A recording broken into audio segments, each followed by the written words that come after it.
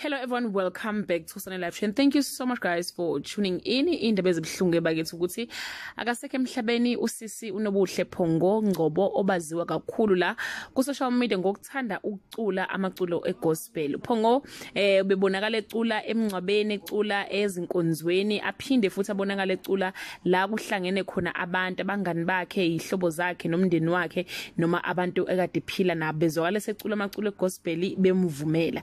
Into abeyiyo ke ibimveza ukuthi ke uphuma emndenini okholwayo futhi ukhuliswe ngevangeli. Kuyaba khona ukuphikisana ke okukhulu la ku social media ngokushona kwakhe, abanye bethi hayibo akashonile, sibona ivideo la bechaza khona ukuthi uyaphila.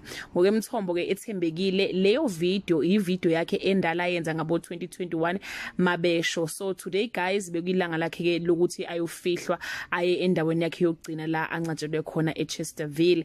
Her funeral was also attended by abaculi abadumile njengosithobekile nabanye. Engathi umoya wakhe ke ungaphumula ngokuthula. Show bidiyeli be missed guys, sizomkhumbula kakhulu.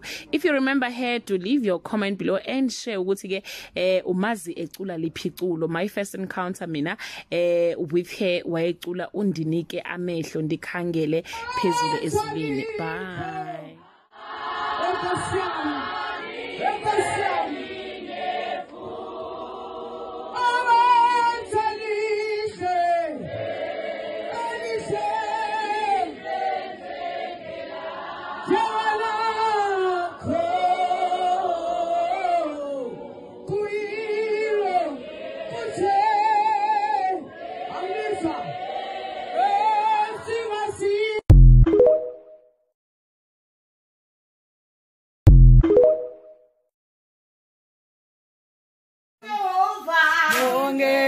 Jehovah, perfume one.